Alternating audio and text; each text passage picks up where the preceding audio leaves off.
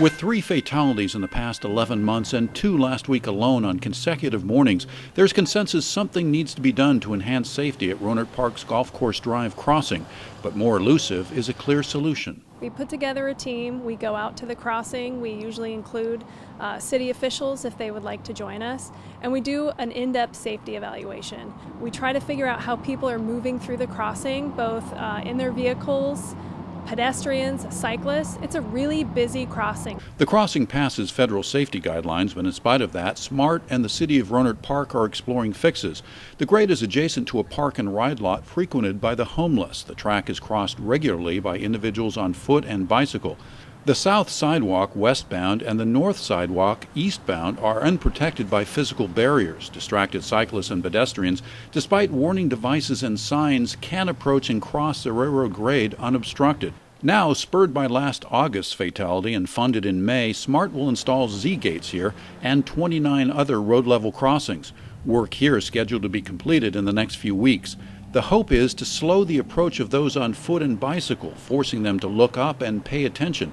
But the question is, will those tools help? Possibly, but initial findings are that the woman who died here on Thursday ducked under crossing arms.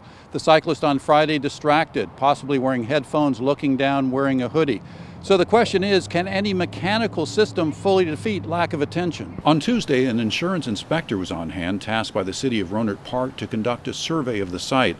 Also here, a representative of the SMART Engineers and Conductors Association, the union representing train conductors, taking a look for himself. He'd like to see SMART hire an additional code compliance officer responsible for monitoring the tracks. I know that one person alone can't monitor 44 miles of track, but they need more help. One person just can't do it alone. He only works during the day, and they need people in the afternoons as well, because we have situations like what happened on Thursday and Friday every single day of the week.